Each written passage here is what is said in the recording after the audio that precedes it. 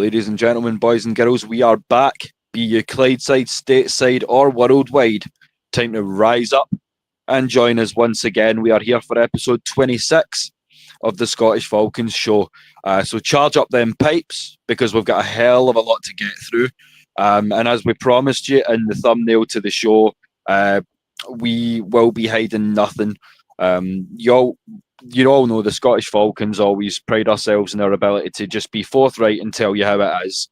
And as always, I'm joined by my co-host with the most, the original Scottish Falcon, Des Stevenson. And we'll try and keep it civil at least for the first few minutes, Des. So how are you keeping, my brother? Well, the one thing I would say about a Scotsman is that whiskey does tend to loosen your tongue a wee bit. So, and the fact that there's a lot of whiskey drank here just means that even the ones that don't drink, we tend to be very forthright, and we'll be honest, and we'll be upfront and tell you how we feel. We pride ourselves on, effectively, we know that in Atlanta it's like 3:30 just now in the afternoon, and we try and pride ourselves on not swearing or saying anything underhand, as in language. But I would say that there is going to be some swear words. We'll try and keep it to a minimum, but when we're talking about the game that we had to watch our Monday morning, Sunday night football, the world watching, when we talk about that game, there has to be swear words. We just can't hold back. Yeah, no, as we warned you, and we even gave you the nice, literally there in black and white, the nice warning that this comes with a tag of parental advisory. So as we warned in the group chat, hide your kids, hide your wife. Because we're going to get into some serious stuff tonight. But before we do, as always, a shout out to the frequent flyers down in the chat.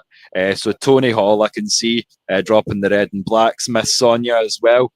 Sonia Howell, Ladybirds up in the house. And I did see that even before the show had started, when I first created it, I can't get the comment offhand, but I did see that Floyd Donnelly, our Celtic brother, was shouting us out nice and early too. So a shout out to all you guys and to everyone watching on X as well through Des's platform on @Scottish Falcon. So if you're looking to follow the man, that's where to get at him. But as I say, to the new community on X, we're thrilled to have you here.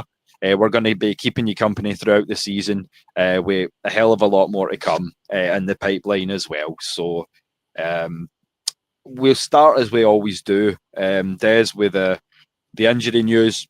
So we'll start offensively and from the guys that could play. So Mr. Reliable himself, Big Jake Matthews.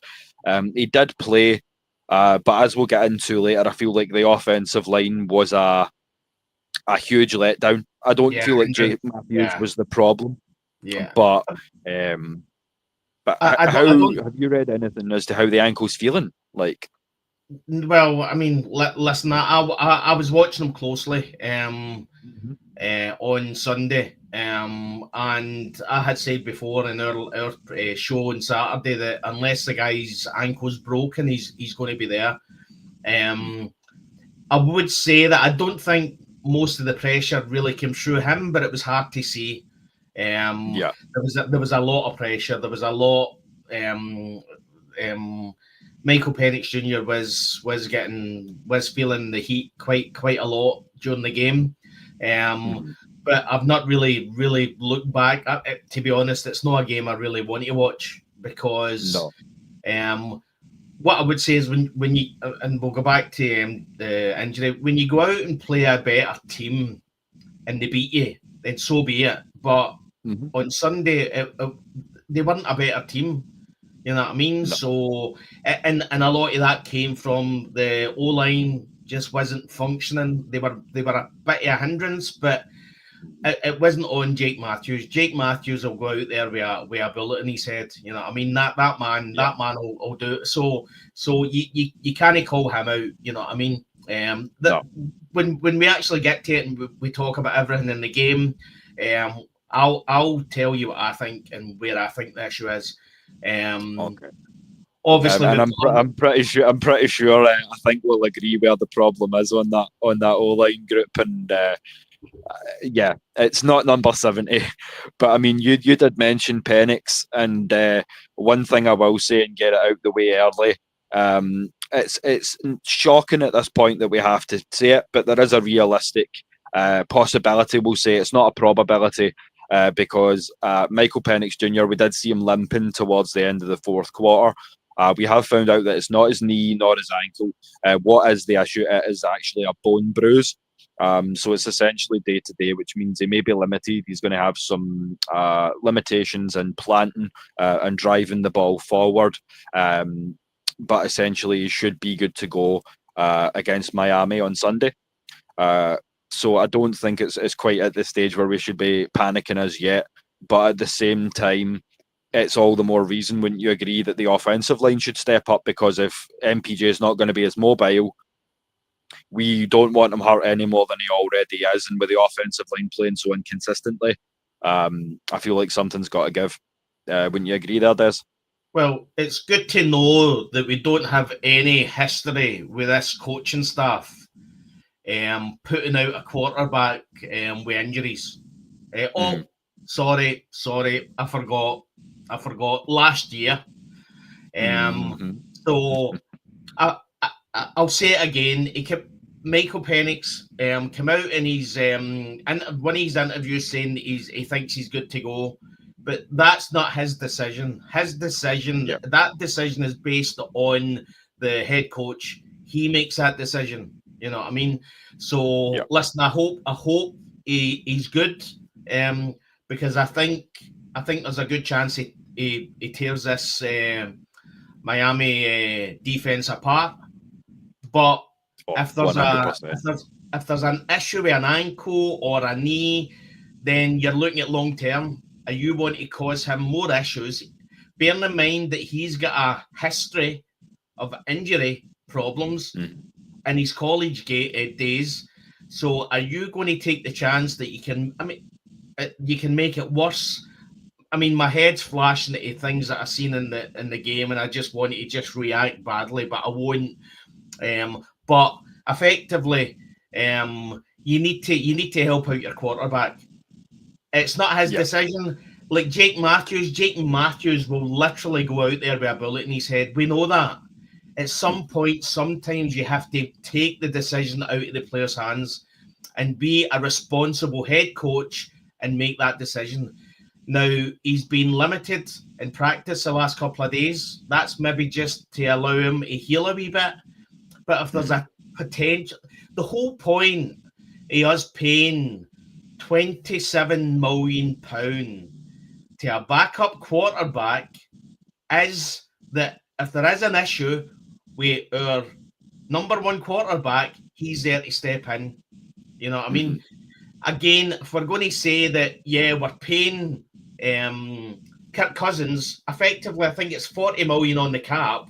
So there's 40 million on the cap. We're paying him 27 million, and they think he's not good enough to be a backup and go out there and play in front of Michael Penix Jr. when he's injured. Then that's as bad as playing Michael Penix Jr. injured.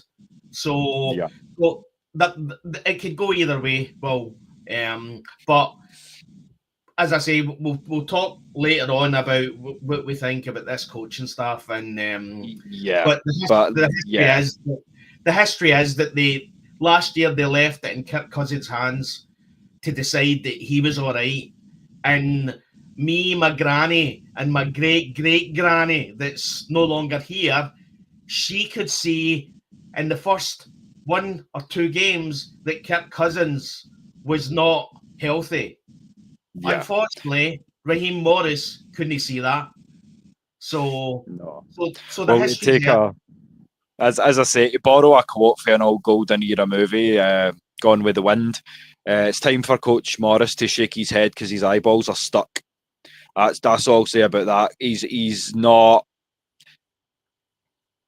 like as Miss Sonia says. There's not enough will. There's not enough level of adjustment. There's zero accountability. as I say, I can't speak for you, Des, but I just watched a 14-minute presser with Raheem.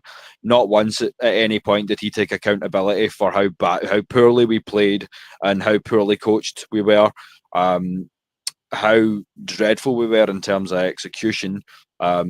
Because, as I say, I've got a specific stat that in terms of finishing these drives that we'll pull up later on. But yeah, there's faults all around, and it ain't in terms of the play on the field. We'll put it down to that. Well, do you know what pisses me off as well? Right, we've got a quarterback that's played 9 games. Right, at no point I've heard Raheem Morris coming out. Now he needs to remember that he's the leader in that changing rooms. Right, so he needs to understand that these players are buoyant. These players are young men. They literally, whether we see it on the field, these guys want to take over the world. They want to take on the world, and they want to take over the world. That's just in their DNA. They're literally the best 1% of 1% when they come out of college football. So these guys are winners, right? But at no point, I've heard Raheem Morris say in pressers that they believe in Michael Penix Jr. At no point has Raheem Morris at any time come out and said, we need to understand that he's a young quarterback. He's literally only playing his X amount number of games. We need to have patience. Oh, I've heard them saying, we believe in him. We see what he does. We know he's the future. All that kind of stuff, pushing him up, which puts more pressure on the boy. I believe in him. I think he's the real deal. When you see his arm talent, you just understand that if somebody's there just to hone it correctly, then it could be one of the best in the league. But there's enough pressure on the boy now. You know what I mean? We effectively starting quarterback at Atlanta Falcons, a team that's not had a winning season since 2017. You know what I mean? There's enough pressure on him. At some point, the coach needs to come in and take that pressure down and effectively say to people in the pressers and say to the fans, we need to remember this guy's a young player. He's effectively, it's his second year, but he's only a rookie. He's only played 9 games. And essentially he's sitting at half a season of experience. What's good with you, John Boy? John Sinclair, one of the frequent flyers down in the chat. And I see a good point here again from Sonia, and I'll agree with that. Yesterday, to his credit, Coach Brick, Jeff Ulbrich, did take accountability for the defense. Essentially, I feel like of the three-headed monster that is the main coaching staff of our Falcons, if I was to save one of the three, it would be Jeff, because essentially his defense has saved us from being in what would be a considerably worse position. Because I feel like we're not stagnating defensively. Defensively, we know who we are. It wasn't that we got diced up by huge plays. It was just that CMC was consistent, whereas our run game wasn't. And that's the difference for me. So yeah, my problem's not with Coach Brick, it's not with the defense. And as I say, when the team is looking at corners instead of receivers, the secondary's not the problem either for me, Des. I'm not sure how you feel about the corner depth, but if I'm looking to bring somebody in, it's not a defensive back. No. I need to just mention Louis. So Louis is Louis, aka Dirty Lou. So he's put on a few comments. Now, to my knowledge, Louis is a relative of Tyler Algier. Okay. So I think off the top of my head, I think it's his uncle.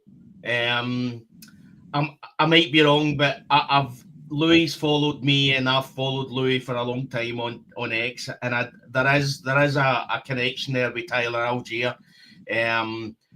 So shout out to Louis. Hope you're doing well, mate. So Um, 100%. It's great to see you on the chat for the first time. As I say, we've just started going live on X, so we're great to it's great to kind of see the guys interacting that obviously you've had your interactions with for so long, Des. there you go. There you go. It's his. I'm his uncle. It's so. So we've got a VIP on the show tonight. So, and to be honest, if you go back, Louis, and watch all the shows, it's only Tyler Love. We love the man. He's phenomenal. If we're talking about that, we need to get into obviously I've seen a message about Raheem and Zach has to go, and Louis again as well has said Zach needs to take some responsibility for that play calling. So 100%. Let's get into this. Let's batter into this, right? Yeah, I mean, yeah. So, all I was going to say to close before we do close out the injury. No, not at all. I know you've got a lot you want to say, and we're here for it tonight. It's great to meet you too, Louis, and shout out to Miss Christie, another one of the ladybirds down in the chat as well. Rise up, fam! You know we always do. As I say, we're not going to shy away from it. But in good news, as I say, there is a little bit of relief in the form of Storm Norton and Jordan Fuller being activated from IR this week. No news yet on Troy Anderson or Braylon Trice. So that's something to keep your eyes on as well. But we will be expecting to see Storm Norton back as early as this Sunday. Jordan Fuller's definitely going to be competing to get into the team as well. So, as I say, that kind of rounds out the injury squad. Where we're on it, Divine Deablo is going to be a massive miss. Yeah, of course. If there's ever a time that we could get Troy Anderson back, it's now. Effectively, the other way to look at it as well is if Jalen Walker is effectively a linebacker. That's what he done in college, but I think he's dealing with an injury as well. He is. I've not seen any update to it. So as far as I'm aware, it would still be considered day-to-day, was his last designation. But I've not seen anything questioning whether or not he's going to be playing. But he obviously did miss the game against San Fran. So if there is any news, we will let you know as the weekend rolls on. Because he's going to be extremely important. As we say, Divine Deablo out with a fracture to the forearm. So there is a good chance that we're looking at IR. So you're talking about 6 to 8 weeks missed. We might get him back should we make the playoffs. I mean, you see how violent that defense is. And if you've got a fracture, then you need to protect it. You know what I mean? What I would say is I don't think the defense is my biggest worry at the moment. Mine neither. As Louis says, we've got Bang Bang Helms just ready to go. And as I say, he's that great kind of... He's not the biggest guy, but he will come down into the box and mix it up. He's not afraid of a fight. So, I mean, I love that attitude. I was a big fan of him when he started showing up in camp. So, yeah, that's definitely... one to watch, and that kind of who's going to step up to replace Divine. But what I would say is that effectively down behind some of we all knew this when we looked at the roster. When you get past the main starter in some of these positions, there's weaknesses. You know, I mean, we seen it with JD Bertram. Now, no disrespect, and I've seen that a lot of the hate on X for JD Bertram, but I just don't think he's ready. He's not ready to be playing. He's effectively. We signed him last year.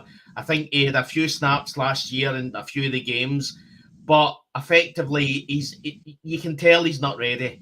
And that was probably the biggest worry when Jeff Ulbrich came out and mentioned that he could be one of the guys that steps up when Divine Deablo's not playing. That is a worry. Now, because it's not a like for like switch, as you say. Bertrand, 10 tackles is not a bad game, but Bro can't cover to nearly the same level as Divine Deablo can. He's not as quick moving backwards. He's not as quick laterally either for me. So it's definitely a step down. I mean, effectively, the run game just got heightened with San Francisco once Divine Deablo went off. Divine Deablo is an amazing protector against the run. You know, I mean, he showed that in most of the games that he's played, and that's why we've effectively weren't getting. Well, I mean, McCaffrey done it a wee bit, but before that was that. Once Divine Deablo went off, that was it. It was just the floodgates just opened. So he's going to be a massive loss. Now, I know for a fact if you look at the cap situation now, there's plenty of guys there that we could deal with and sort out and get the cap, get a lot more space in the cap if we need to. You know what I mean?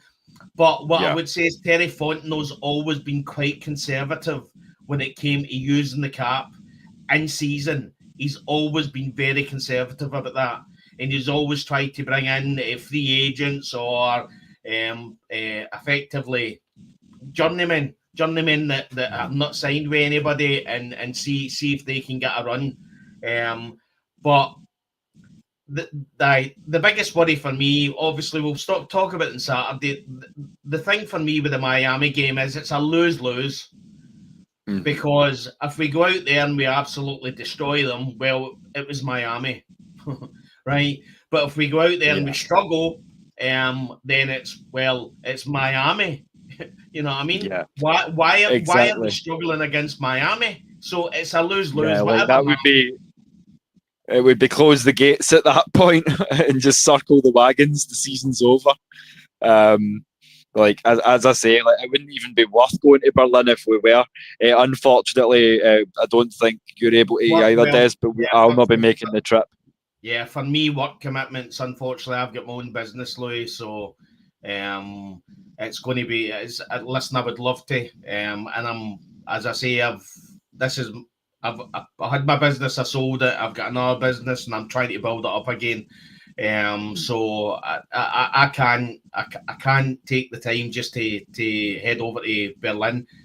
If you're going, the Germans are phenomenal. Alexandros and all that over in Germany are just phenomenal. It's going to be, let's just say, it's going to be a Falcons home game because I think the Falcons in Germany are quite well supported.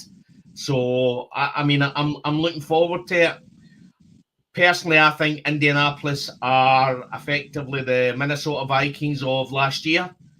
They had a great record, but there was just something not right about them. You were just waiting for them to, as I say, shit their pants. And I think the Indianapolis Colts are at that point as well. I don't think they know what they are either. And I think they're spoiling for a bad game, and let's hope it's for us. Yeah, like, see, to be honest, man, the level of support in Germany is really inspiring. So shout out to Alexandros and his boys. As I say, like, if you're watching the show, any of you guys, I contact you on Twitter because the guys have just gotten back from California from out in the Bay from the San Fran game. So win, lose or draw, the guys are like ourselves. Yeah, they were in Atlanta and then they flew out to San Francisco. So effectively, they put on the exit to apologise because I think they'd been to 7 games and the San Francisco game was their first loss. So they were a good luck charm for us, but nothing was going to help us against San Francisco 49ers. Yeah, no, there's luck only takes you so far when you can't handle your own business. And that's just kind of what happened. But yeah, expect a party if you're going to Berlin, guys. And a shout out to Andrew Marriott down in the chat for tuning in again. Another one of the frequent flyers. As I say, that the family keeps growing, Des. You'll have to see it. Absolutely. If all the guys watching from America that are going to Berlin, I just need to say, right, See, German beer ain't Bud Light, right? So effectively, you're not getting handed a bottle, you're getting handed effectively a jug, and this stuff will be 7 or 8% proof. It's none of your light stuff. So be prepared, because if you think you're going to drink as normal as you're normally drinking when you're in America with the light stuff and the Coors and all that, be prepared, because if you really want to taste a beer and you want a real beer, again, I'm a teetotaler. I don't drink any beer or any alcohol at all. But when you get to Germany, that's when it really becomes a real man's game when it comes to the strength of their beers out there. 100%. I mean, when the doctors say you're down to 1 beer a day, it doesn't worry the Germans too much because you're drinking Steins. So like, your 1 beer a day is just fine. Yeah. There's John Boy saying, well, yeah, I've had light beer in decades, so you'll be just fine over there, mate.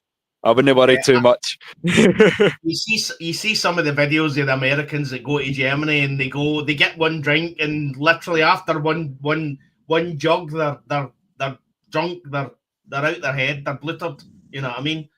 So a cheap night out for sure. Absolutely. But just before we do get into this game, one thing I won't say happy to see, but I was certainly relieved to see, is that after obviously all the speculation, number 34 is gone. Here's my best take at an impersonation of our brother Magnus from the Regulator show. So, Ray McLeod, you're gone. Just thought I'd throw that out there for any of the Regulators fans. He's also off the books completely because he has been picked up and signed to the practice squad of the New York Giants, where so many careers have gone to die. So looking at that, Des, that saves us about, I think I looked at it and it was between 3 and 5 million in cap. So I think that's boosting us a little bit as well. There is as I say, we're shopping around a couple of guys for trades, potential trade pieces as well, which we'll get onto later on. But do you have any further sort of know into whether it was a personal decision or professional? I mean, Coach Raheem's propensity to say a lot and tell you very little. So he stated that it was purely based on gameplay. Personally, I like, he's made no secret. You can see in his face that it was a little more than gameplay. But how do you feel other than relieved? I feel like now we can finally chalk our hands of that situation, much like we did the Calvin Ridley one before.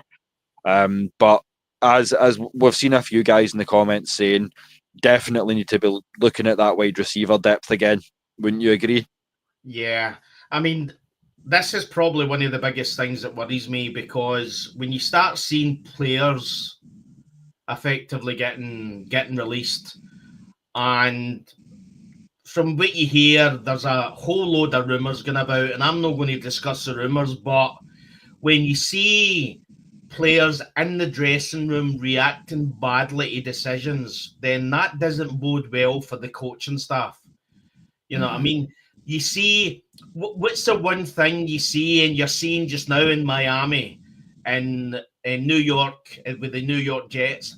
One of the things you're seeing with bad teams is, obviously you see Miami Dolphins, Tua Tagovailoa coming out and effectively questioning his teammates. You see Woody Johnson and the Jets effectively saying that Justin Fields is garbage. You know what I mean? That's bad teams. So when you have players effectively becoming mercenaries, then that shows what kind of leadership is in the changing room. Now, obviously, fair play to Raheem Morris. Raheem Morris has called it out and dealt with it. So, but who else in that changing room is not happy? Ray McLeod was maybe the guy that just was openly, effectively saying what he wanted. Now, obviously, I know Ike Hilliard and him goes back to some other teams that he was with. And And to be honest, when you bring in a wide receiver 3 and he does over 600 yards receiving in a season, I mean, you can't complain at that. So what I would say is that effectively something is nasty in the nest. You know what I mean? For this kind of thing to happen. Now, as I say, Raheem's dealt with it and he sorted it. But if he's unhappy, effectively, who else in the changing room is unhappy as well? That's the first thing for me. The second thing is we need to get a wide receiver, and we need to. And to be honest, see at this time in free agency, it's 2 windmills in a balloon. There's nothing out there. You know what I mean? You've got some players. Jacoby Myers is coming out saying that he wants out of Las Vegas. So, but again, they're signed players. There's no point talking about these guys unless A, they're released, or B, we trade them.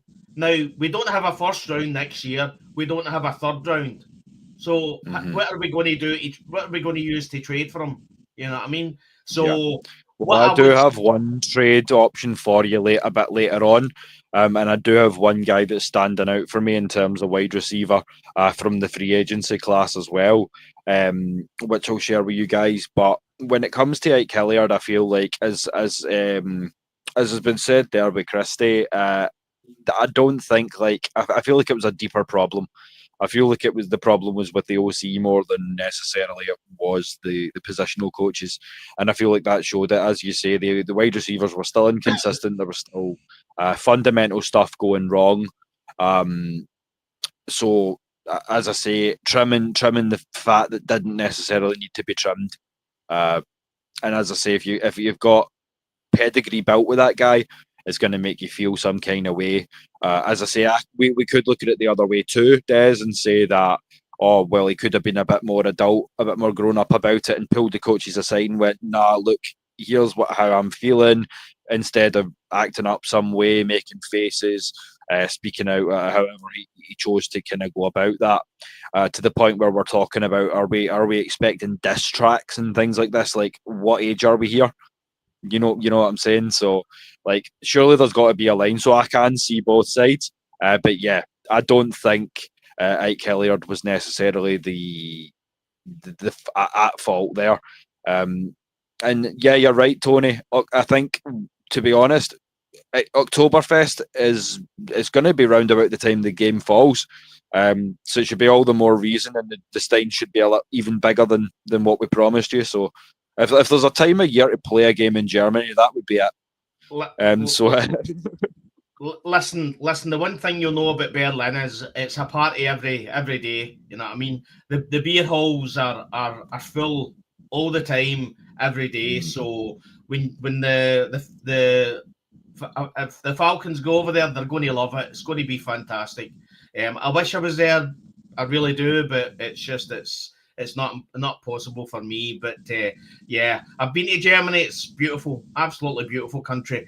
The architecture, it reminds me Berlin reminds me quite a bit of Glasgow, with the old historic architecture, and a bit like Edinburgh as well. So it's an old city. So, and you see that when you go there. Yeah, like as I say, you can definitely see the Gothic influence in Edinburgh, especially, and Gothic. Not talking about crows and eyeliner here.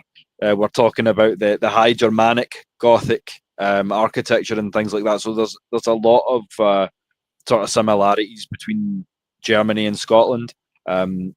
And as I say, like home, Germany's got some beautiful countryside too. So yeah, there's going to be plenty of culture. So whoever's going over, we hope you have a wonderful time. And as I say, our brothers over there, they do make fantastic hosts. So I'm sure you'll all have a great time. And just, I can see another point here from Christie about the firing. So the entire locker room, Sonia, the entire locker room doesn't believe in anything Raheem is saying. They believe in Jeff Ulbrich. Yeah, And that's a bad call. I mean, that's a bad look when you're supposedly the head coach. And this is something that we tagged for later on that I don't mind shouting out now is at this point, how much longer can we defend Coach Morris? I mean, if you're in disagreement here, then let me know, Des, but heavy is the head that wears the crown. I've said it a few times over the last sort of week or so, but right, are we getting into this then? So let's, because my mouth let's peel the band-aid off. Right. We warned you, now here it comes. So effectively, from my point of view, the thing that pisses me off is the fact that he keeps on coming out. You know what I mean? Listen, Jeff Ulbrich came out and said that the 10 men on the park was down to him, right? Listen, I completely understand that, but it falls on the head coach. You know what I mean? Before that, there was 12 men on the park. You know what I mean? So yeah, I mean, I've singled it out. Count the helmets. As I say, when I had my business and I had employees under me, I had to make sure I knew everything.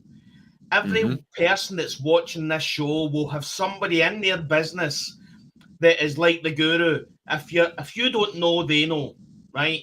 And that's the leader in that business, right? And that's what you have to be. Now, Atlanta Falcons is a young team, and they've got plenty of captains there that can effectively on the park make a difference, right? But Raheem Morris, we've questioned his time management.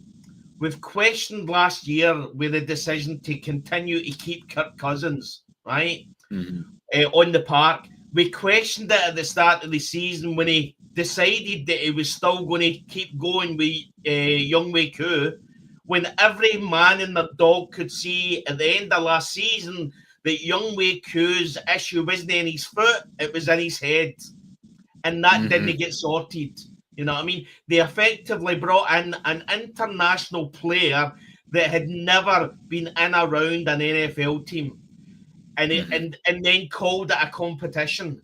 Garbage. No. Because what happened then when they released Younghoe Koo? Did they bring up Lenny Krieg? No, because he was not ready. Right? But listen, I hope everybody watching this has got 2 hours. We then look, and I'll tell you the reason why I'm looking at a bad coaching staff, because they put their insecurities on the players, and I'll tell you why, right? Parker Romo has had one bad game against the Carolina Panthers, right? Now, effectively, you tell me what player against the Carolina Panthers that had a good game, right? Now, what then that coaching staff's deciding is that Parker Romo's the only player. He's the only kicker we've got. We just need to go with him, right? Well, let the boy kick the goals. I'm sick, mate. I'm sick going 4-1 when we're 52-yard field goal attempt, and they're terrified to allow Parker Romo to take the kick.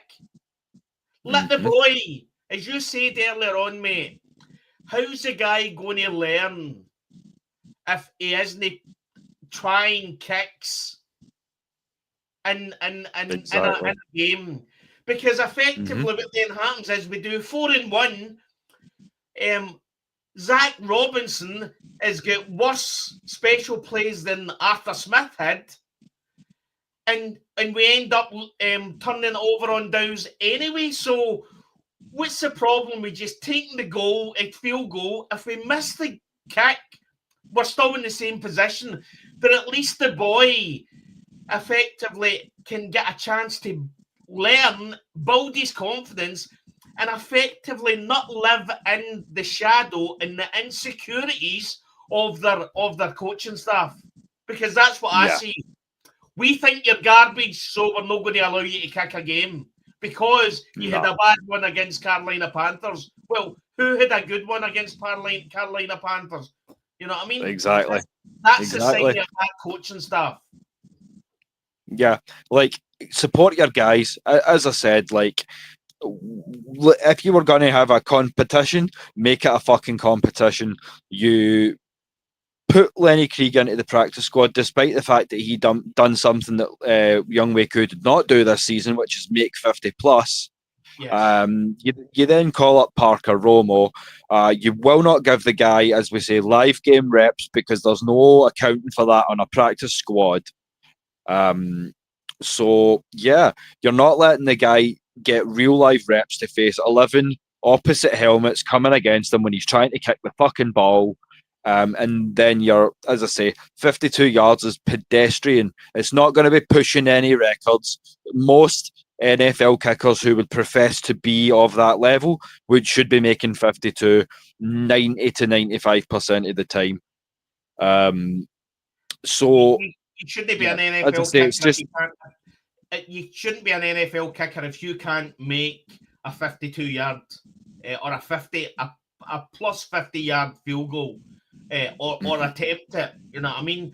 But effectively, that's what I'm saying about this coaching staff. Parker Romo is living in his own head because how are you building confidence for that man? That boy thinks he's crap. That boy thinks he's bad. Why? Because we've no gave him a chance. You know what I mean? Mm-hmm. Then that's something we'll get into a bit later on, Christy. But yeah, I mean, none of those next 6 games, we've got a visual, as we say, for a bit later on in the show that shows who the next 6 opponents are. None of them are by any means world beaters. The toughest 2 teams in that 6-game stretch would be New England and Indianapolis. They're still winnable games, but again, we're going to say it fucking 20 times tonight. My main concern is not the talent on the roster, because we say it every time we come together, Des, is we are stacked offensively, defensively, but they're not coached right. And you could give me the 2000 Baltimore Ravens, but if you don't give me that coaching staff, I couldn't win the Super Bowl with them. You know what I'm saying?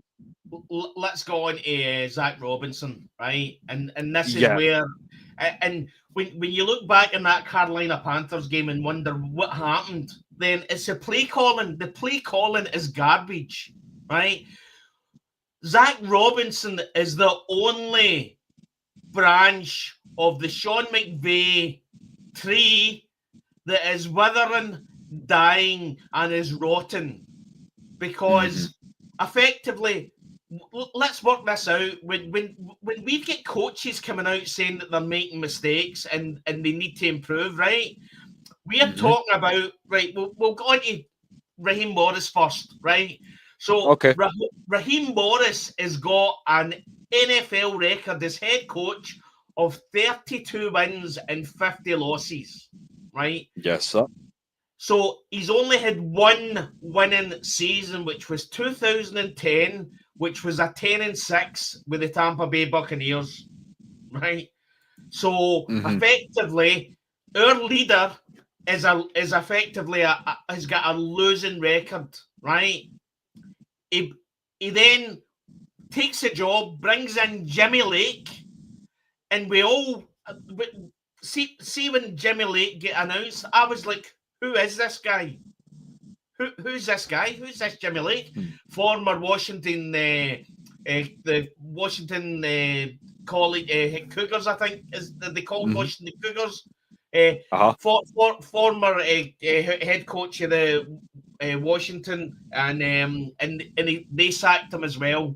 So I'm seeing this, and I'm thinking, right, this is effectively a Dan Quinn stroke Steve Sarkisian decision, because effectively we lose Kyle Shanahan, and we go to college football and bring in this guy from college football that had never coached in the NFL, and you're like, right, okay, and that was effectively where our downfall started. From there on, that was where the bad hat. Listen, Steve Sarkisian at Texas, he's a good head coach, but he's a college coach. You know what I mean? Yeah. And as we say, 1% of 1%. If that's the rule for players, why should it not be for coaches? I have an enormous amount of respect for Coach Sark, but at the same time, that doesn't mean the highest level of college coaching pedigree. I mean, there's no guarantee that even like Nick Saban could go into the NFL and excel. It's not guaranteed. He done it. He done it and failed. What I would, I know I'm taking a lot of time, and I apologise, but no, not at all. That's literally, as I say, I drive probably 2 hours a day to my business, an hour there and an hour back, and literally I've all I've had all week is what's going on in my head is this discussion about what I'm going to say. Zach Robinson, right? Zach Robinson, effectively, what happened with this game, and I'll put it in a sentence, right? We've got Tyler Algier, who's a fucking sledgehammer, right? And we've got Bijan Robinson, right? Now, I'll take you back to what Peter Schrager said when he met Raheem Morris before the Buffalo Bills game and the build-up to it, and he said that Bijan is effectively our offense. Everything in our offense goes through Bijan, right? Fine, right? You can say that Bijan Robinson is hard to contain, right? So, Zach Robinson, his plan A. Plan A is let's run the ball, right? Does 2 or 3 calls running the ball. He gets resistance from the San Francisco 49ers. What then happens is, instead of thinking to himself, right, okay, let's get Tyler Algier in here and let's bludgeon. If these guys are wanting to try and stop the run, let's get Tyler Algier in and see what he can do, right? Because after a couple of tackles of Tyler Algier, God help the guy that's another end, right? Did he do that? No, he didn't. What he done is they said, right, we've got a rookie quarterback that's playing his 9th game. Let's get him the ball and see if he can make a difference, right? 9 games he's played. And I'm seeing people on X saying, is Michael Penix bad or good? I know he's good. I'm on the Michael Penix Jr. train. I know that man is going to be phenomenal, either with Atlanta or with somebody else. But Zach Robinson is not helping that guy. He is not helping that guy. He's getting constant pressure. If your quarterback's getting constant pressure off the defensive line, what do? Run the ball. You've got Bijan Robinson, right? Effectively, a bit of resistance. Run the fucking ball. That's what you do. Effectively, the difference between us and San Francisco is Kyle Shanahan stuck to his plan. Yes. They got resistance. When they were trying to run the ball and get Christian McCaffrey going, we gave them a bit of resistance. We're the number 1 fucking defense, right? As soon as Zach Robinson seen a bit of resistance, his plan went out the window. He had no faith in the guys that were there. And again, it just shouts out to me that it's a bad coaching staff. Because if I'm sitting watching this game and I've got Bijan Robinson, I don't care who I'm up against, and I've got Tyler Algier, I don't care who I'm up against. I'm putting my faith in the run game. And he did it. And that's it's like, as you say.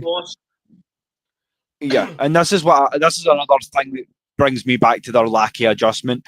So there's 9 guys in the box. Oh, there's 9 guys in the box, so I can't shift as much. I don't know what to do. You don't know what to do. That's the first thing you get taught to do. You put your head down and you start running people the fuck over. And if you can't, then we bring in Tyler, who's more solidly built, who's thicker in the butt, and will fucking do it for you. Blow some fucking holes, show some will.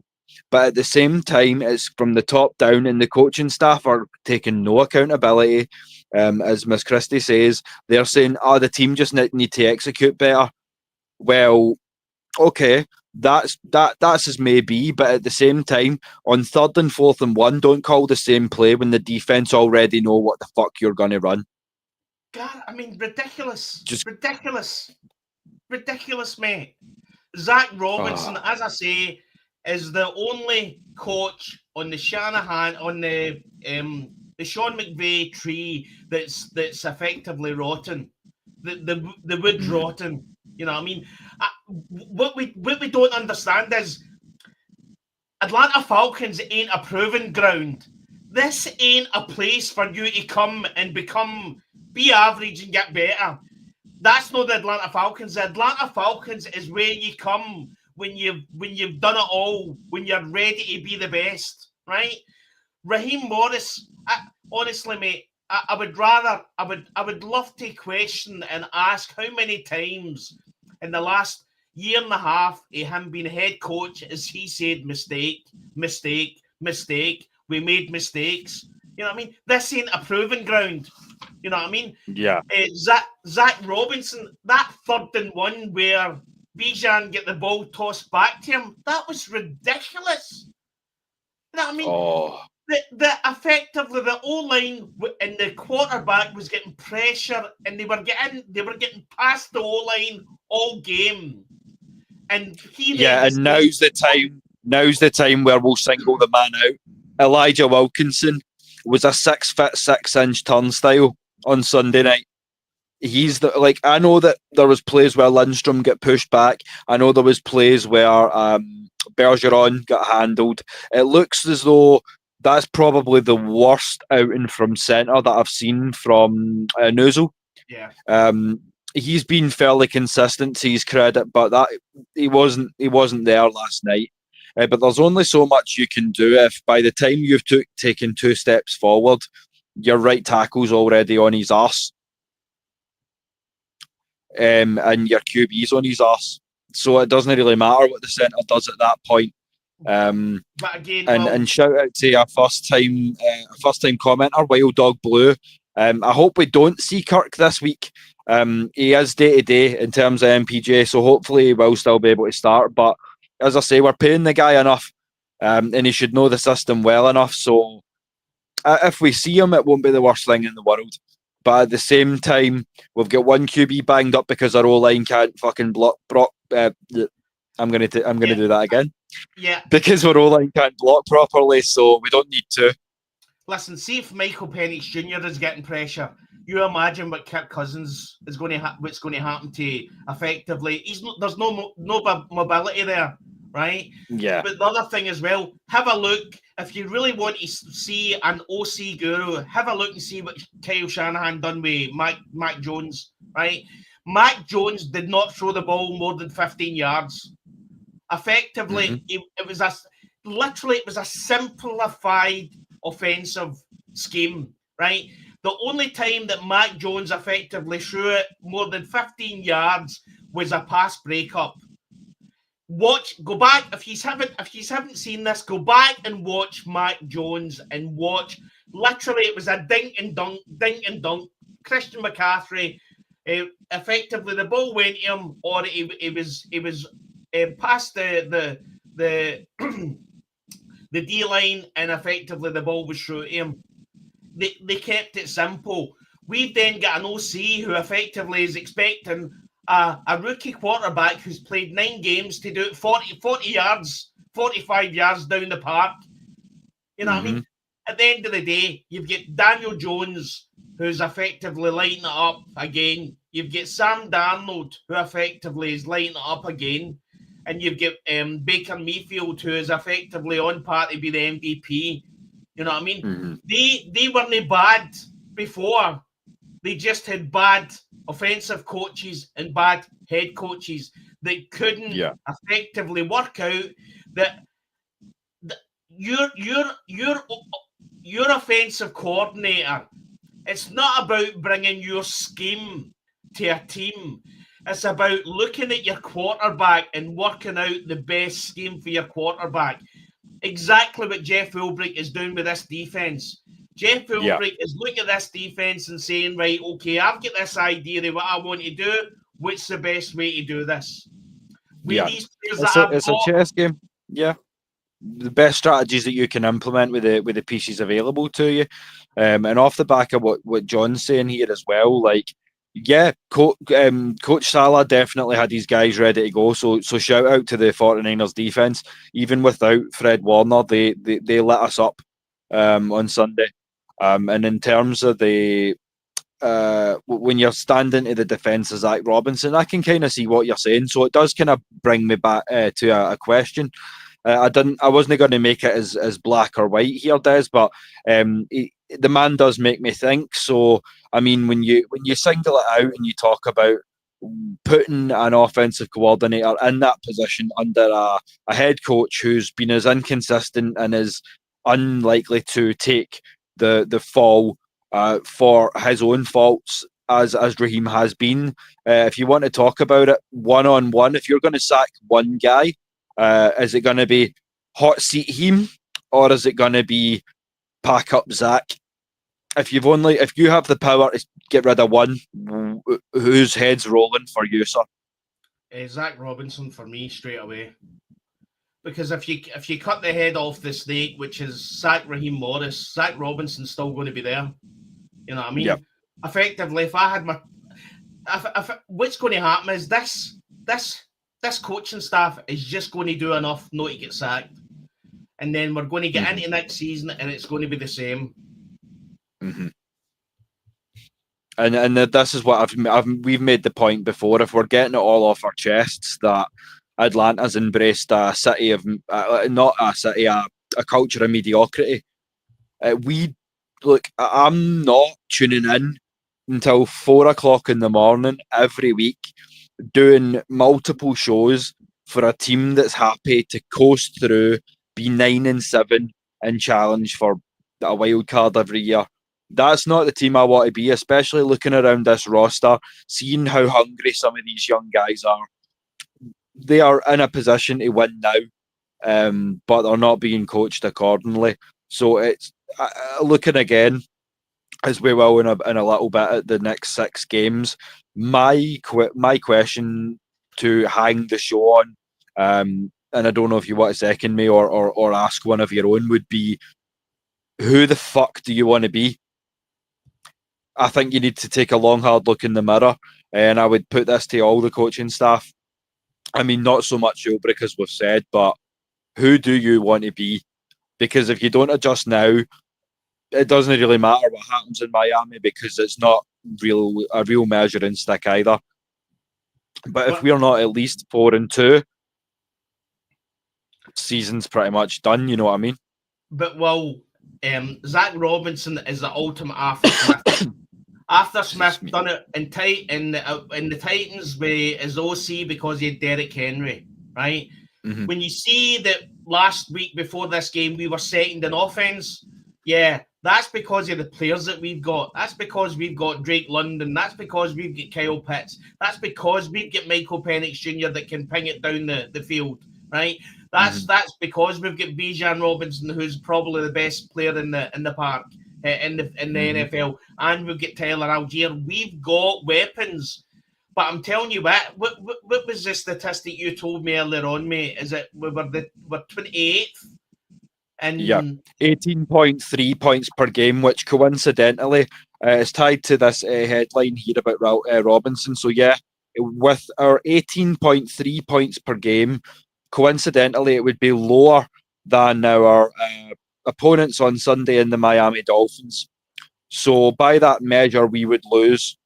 So I love that Christy's saying make it a package deal. She wants to go bargain basement with it and just cut all ties, cut all losses, and move on. And you know what? I can see why.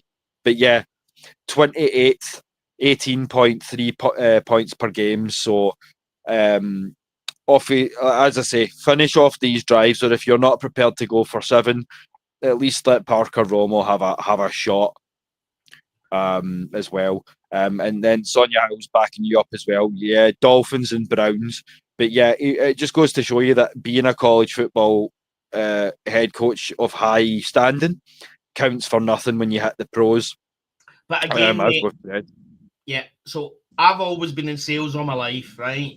And we had a saying in sales that you reach your level of you can, at some point in your career, you can reach your level of incompetence.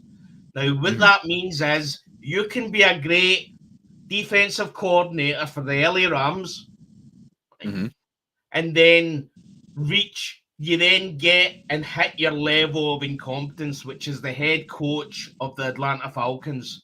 It happened with Arthur Smith, right? Happened with Arthur Smith, and it happens everywhere, right? And then you see everybody. Sorry, because I'm shouting so much. I need. No, you're all good. you see everybody posting out the things from last year when we were effectively searching for a head coach. That the Atlanta Falcons have interviewed Ben Johnson, or the Atlanta Falcons have interviewed Mike Vrabel. You know what I mean? And then you're looking effectively at a head coach that's 32 and 50 in his head coaching career. That is not. So effectively, he's had 82 games as a head coach, and he's still making mistakes. His time management is shocking. At what point do you just put your hands up and say he's just effectively, he's not going to learn from his mistakes. He's just not very good at what he does. And that's because experiment well and truly failed. He's reached his level of incompetence. It happens with college players who are blasting it in college, come up and they do nothing in the NFL because it's just too far for them. And I'm seeing it with Zach Robinson, and I'm seeing it with Raheem Morris. And I'm sorry, but effectively, if we beat the Miami Dolphins, so what? It's the Miami Dolphins. You know what I mean? Yeah. But that's my rationale.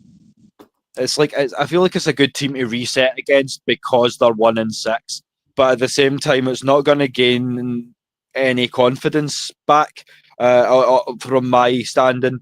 It's not going to make me go, okay, maybe I'll feel some kind of way. It's Miami. I would feel the same if it was the Giants or maybe 2 or 3 other teams around the league. There are certain ones where it's great to have them on the schedule, but it's not by any real measure. Our next test will be New England, especially given that it's in Foxborough.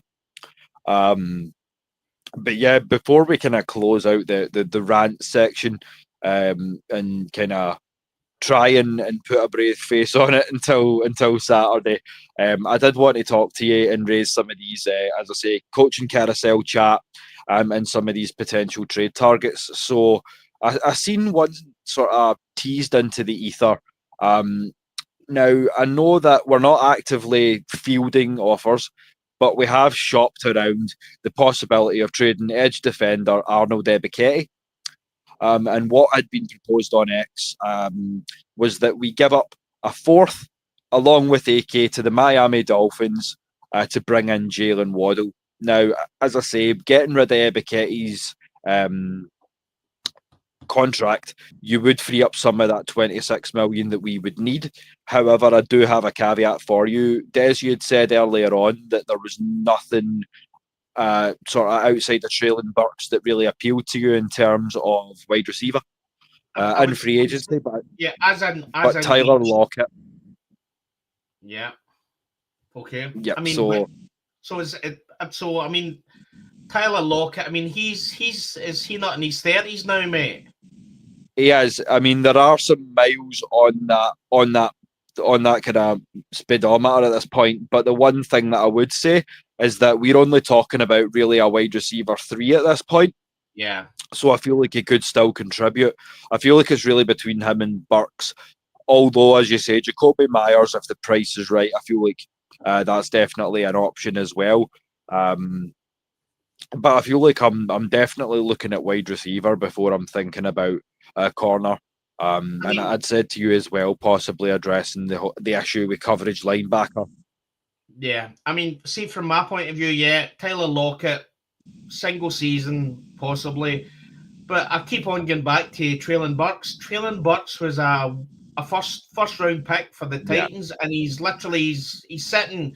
I'm pretty sure he'll be keeping himself in shape, but again, I think we forget when we see players in the NFL that sometimes it comes to where they land. You know what I mean? Effectively, if you can tell me that the Tennessee Titans has had some of the best coaching in the last couple of years, and the fact that the reason why the Traylon Burks is not in the NFL was down to the fact that he's just a bad player. It's something to look at. Bring him in, give him a trial, see what he can do. You know what I mean? Effectively, if you've got a former first round pick and he's your wide receiver 3, then that could be a good thing. He's effectively, as you said before, he's a big bodied player. I think he's 6'3", 6'4". Mm-hmm. You know what I mean? So effectively, maybe he just needs another chance.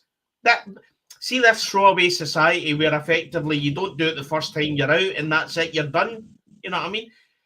We're seeing with Baker Mayfield, we're seeing with Daniel Jones. Daniel Jones was a write-off for me. I mean, I was looking at the way he played with the Giants and thinking, what coach out there is effectively allowing this guy to take the field? He was that bad, mate. 100%. Yeah. But one thing I would say as well is that I feel like it's not quite as overstated as it's been in some previous seasons, but playing at an SEC school is still playing at an SEC school. And that's something that Traylon Burks has going for him as well. I mean, his alma mater was Arkansas, I believe. Yeah. So again, it's not Alabama, it's not Georgia or Texas, but it's still a big school. But you're playing Alabama, you're playing Georgia, you're playing all these. So you're teams. Playing, exactly. So if you're getting yards against these teams, you know what I mean. Effectively, if you look at Georgia and Alabama, they're playing teams that are worse than them. So sometimes you can see the player and think, God, he's phenomenal. Well, he will be, but the teams that they're playing is good. When you're then going to an Arkansas and you're playing against the Georgias and Alabamas and you're getting yards and you're up against their cornerbacks and their safeties, and you know that there's something there. There's something there. And what can we lose to bring him in, give him a trial, see what's happening? You know what I mean? He effectively he doesn't become effectively a throwaway and effectively give up on him after a couple of years. I mean, he was a first round pick. You know what I mean? Yeah, same year as Drake. We looked back and found out. So I mean, we can definitely use him. And as you say before, if you want to talk about supersizing this pass catching game, you can't go wrong with 6'4", 215, give or take. So it's definitely an option. Whereas as if you're talking about archetypes, Lockett would be more, especially as he comes into his 30s, he would be more of that slot guy, going only about maybe 6 foot, 6'1", if that. So he's going to be definitely working out of the slot more, and you'd have Drake and Darnell out wide. So I feel like you'd probably have more flexibility, bringing in a Traylon Burks too. So as I say, it's definitely somebody that we can bring in. He's an unrestricted free agent at this point, as you've said as well. I mean, there's no ties to any team, so there's nothing that can stop us bringing him in for a workout. So I would definitely second your opinion on that, bro. And shout out to Floyd as well. As I say, we shouted you out earlier on in the show because this crazy man down in the chat, he's dropping comments this afternoon. Yeah, he's dropping comments before we've even put anything in place for the show out in the showroom, and he's like, "What's up, lads?" And I'm like, "Whoa, okay." But yeah, as we said, Floyd, Lockett's a good option, but as I say, there's a few miles on those tires. So if you want to talk about bringing in someone that can be a bridge, Tyler Lockett's certainly somebody that can get the job done. But if you want somebody who can be an option for years to come, who's only, as we say, how old is Drake now? 24, 25? 25, I think. I mean, God, right, okay. And again, there's the issue without having Darnell Mooney. Effectively, San Francisco was effectively double teaming Drake London. It was impossible really to get the ball to him. because they know that effectively once we stop going to the run and we allow Michael Penix and Michael Penix has to throw the ball, there's effectively only a couple. You've got Darnell Mooney, Drake London, and Kyle Pitts. Bijan Robinson is there as well, but again, effectively wasn't getting used like that on Sunday. So and this is the thing. Like, that's one thing I would say is a fault to the defense is as I say, it was a key to victory that we knew how to scheme for CMC, given that we have Bijan every week in training. So why were we not more prepared for what we faced, given that they play very similar styles? They can hurt you from catching out of the backfield, they can run, they can shift, or they can get down and plow you over.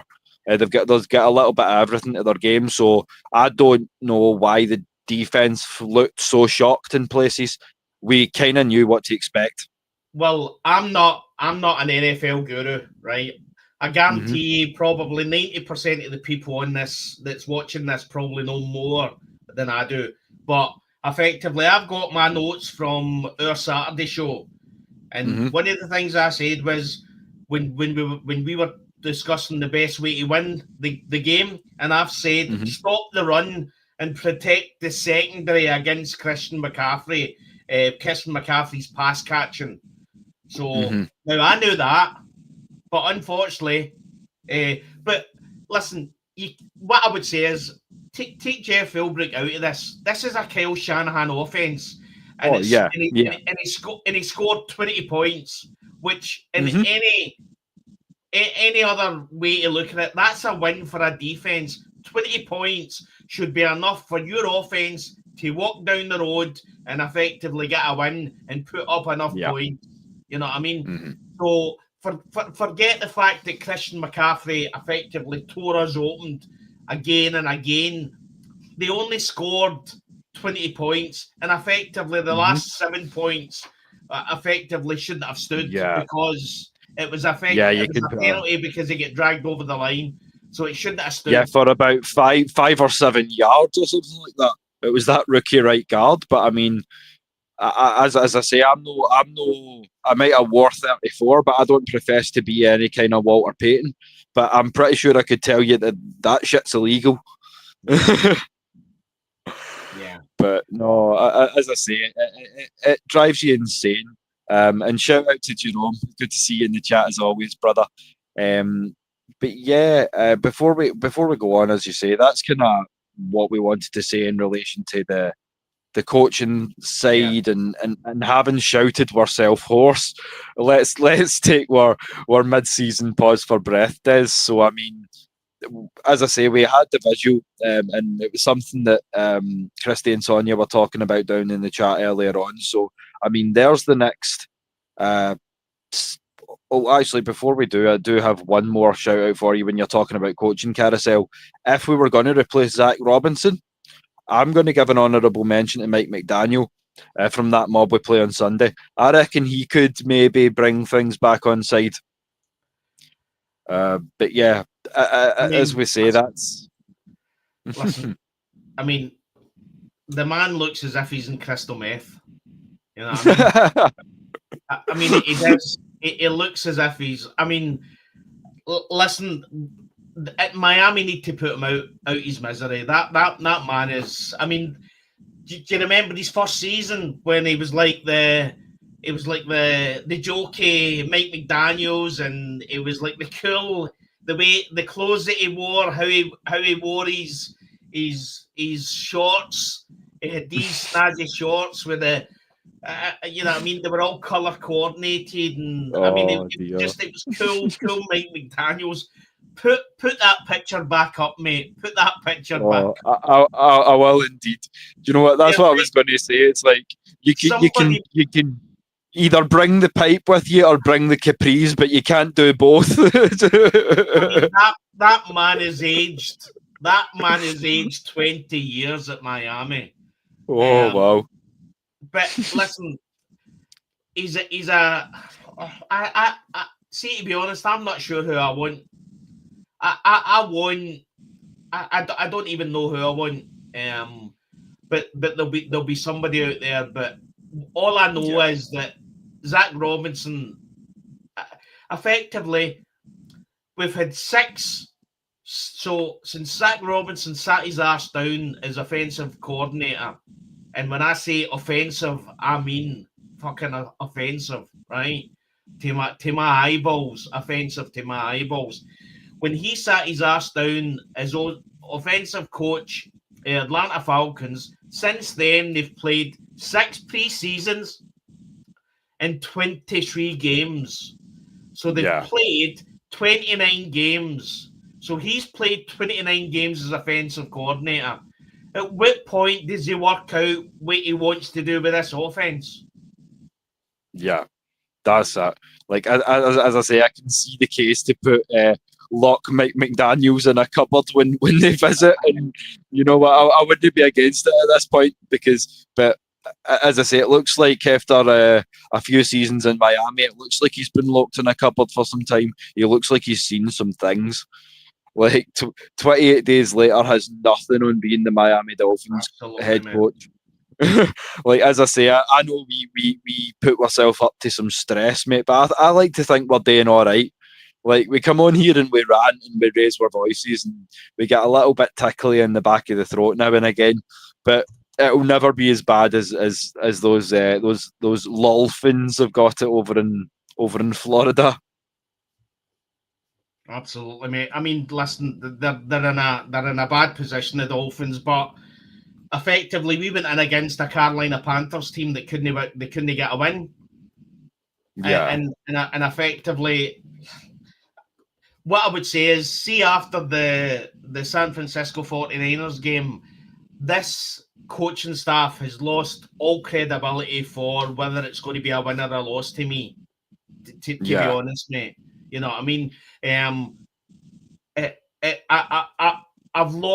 All I can say is we're 3-3, so we're not going to finish 7-0, 0-17. You know what I mean? So we're not going to effectively have a completely lost season where we don't win a game. So it's 3-3.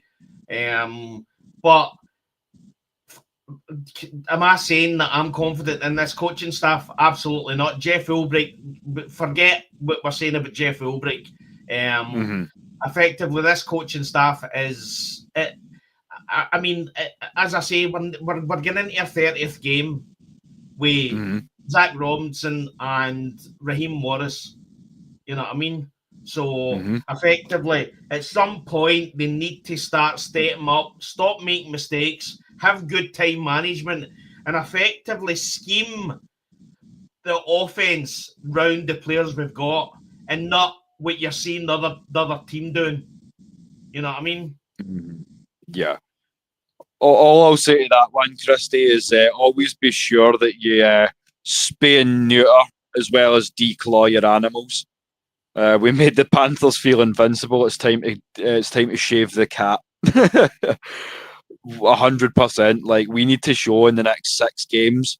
As I say, we're going to start wrapping up soon, but just to we'll have another look on Saturday in a bit more detail, but I will bring it up. So we're back to the Benz, as everyone knows, on Sunday for the visit of the Miami Dolphins, and after that, as you say, we're on to New England, Indianapolis, Carolina, New England, and then the New York Jets.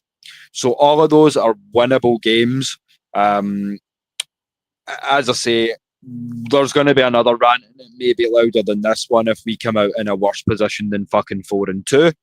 But we'll cross that bridge, mate, should we come to it.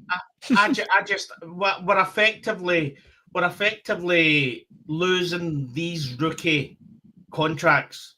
We're losing the time on these rookie contracts. You know what I mean? Say what you want. Nobody can say in the fan base that Terry Fontenot hasn't gave this coaching staff a team. The defense is balling. You know what I mean? The offense is full of monsters. That's it. You know what I mean? So the team's there.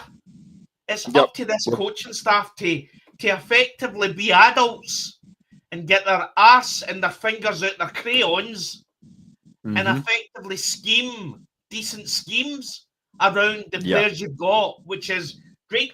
See, to be honest, mate, we're 2 injuries away from never winning a game again this season. See if Drake London or Bijan Robinson goes down. You know what I mean? Yeah.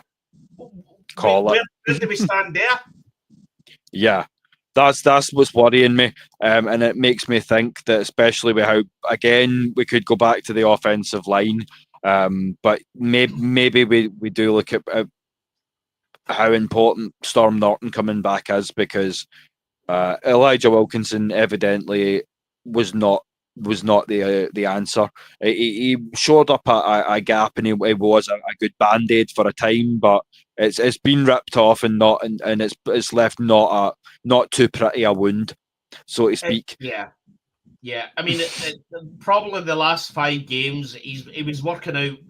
I think he was trying to work out whether he was good or not. I think in the last game he worked out he wasn't very good. So effectively, I mean, he done his part. He's a good backup, but effectively, Storm Norton getting his ass back, I think that's going to solidify the O-line and just a wee bit more.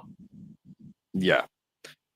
So I completely agree with that. And as I say, at this point, it's how banged up are you and how much of your starting team can you field. And I feel like that's going to be the difference. That and coaching is really going to be the be all and end all as to where we end up come the end of the regular season. But yeah, just before we do close up, we've got a few things to obviously remind you of, as we always do. So if you want to join the Kilted Revolution, we're now on the worldwide recruitment drive for more panelists and contributors to join the frequent flyers, as I say. So as always, you can get Des through X. You can get me on all the socials, or on YouTube, on my social channel at Will the Thrill Waddle. As I say, there's going to be solo content coming out on there very, very soon with the real thrill, the real spill, I should say. Just as I say, a little bit of football, a little bit of wrestling, a little bit more rants, which we know you love. It's not the best for the throat, so it may just be short ones. But as I say, you're all more than welcome. And if you want to join us for that journey, you know what to do. And if you want to talk about special shows that don't get bigger than this, so the AFN International team, our brothers and sisters from around the world, will be joining us tomorrow, on Saturday, for the second Scottish Falcons show of the week. So we're going to go into the Miami game in a bit more detail, any more pressing news as it pertains to any last-minute injury updates, roster news, and so on and so forth. But it will essentially serve as a double-header, because for the first time ever, the live game stream for the Miami Dolphins Atlanta Falcons game will be brought to you by your boys from the Scottish Falcons and our family from AFNI. So you don't want to miss that one. So we'll be live from around about 20 to 30 minutes before kickoff, just whetting the appetites and getting you all ready for some Falcons football. And as I say, it should be a win, Des, but it's not going to really reset the blows that we've taken over the last few days. Am I right when I say that? I mean, I'm just glad that effectively it's at a civil time. You know what I mean? The last couple of games has destroyed my sleep rhythm. You know what I mean? Effectively going to sleep at 4:30 against the Bills, and I think I went a wee bit earlier with the San Francisco 49ers, because I knew watching that game with about 5 or 6 minutes to go that we just weren't winning the game. It was just one of the games. So, but it's nice to. I think it's a 6 o'clock kickoff for us. So it's a 1 o'clock Atlanta. So perfect. That's the times that I like. So effectively, I can show things at the wall, throw things at the TV, and the game finishes at 9:30, and I've got time to clear everything up, throw out the damaged TV, and time for bed. You know what I mean? So 100%. So for everybody that's Andrew's saying it's 5 o'clock for us. So the clocks must go back or forward, whatever, for us. So this is the only time it's going to be a 5 o'clock kickoff. Yeah, so we will make the most of it, and as I say, we're jumping on while we've got the chance, because nobody fancies pulling a 4 a.m. shift, even if you're hosting the live. So it's nice to see that we get the nice early West Coast turnaround for that one. So as I say, you won't want to miss it. If you want to see more of us, as I say, you know what to do. Shout out to Andrew again. We're going to try to get on as much as we can. We now handle, as I say, on Saturdays the hype show for each of the games, assuming that would be the Sunday. And then on Mondays, we're looking at putting into fruition an AFNI sort of post game as well. So there's going to be plenty of opportunities for you to see all of the team. Scottish Falcons aren't going anywhere. As I say, we're only growing this thing, and it's only going to get bigger and better. So we thank all of you that have been here for the first now 26 episodes, that have helped us get this thing on the wing, that have showed us so much love and support. So we always like to turn it back to you to end the show. So before we do quit out and give you all your evening back, we've got to bring this up on the screen here because it's time for the Q&A. So if you have any questions for your boys, now's the time. What I would say, shout out to Andrew, because Andrew actually sent me by email effectively a list of how you get a tartan officiated. So for our unofficial Atlanta Falcons tartan. So shout out to Andrew for that. So when we get a chance, we'll be dealing with that to see if we can get it actually officiated. Yeah, that sounds so good, and thank you so much for the heads up on that one, Andrew. As I say, that really means a lot to us because, as I say, it's bucket list material for Des and I to walk down wearing those kilts, and we appreciate you guys so much for the love, for the support, for the questions, the takes, all that good stuff, and for more than that, for just sharing some time with us. Because as we often say, just to find NFL fans is half the battle in Scotland. Never mind to find fellow Falcons fans. And absolutely. You know, as always, we love our ATL, don't we, Des? Absolutely, absolutely. As I say, 5 hours ahead and a half a world away. But we get up so much time and energy, and as I say, we talk ourselves hoarse sometimes. But before we obviously wish you good night, you know, we always remind you with our closing statement that pain is international, especially when it's a game like that this Saturday. And especially when you've got this coaching staff, pain. Yes. Yes, sir.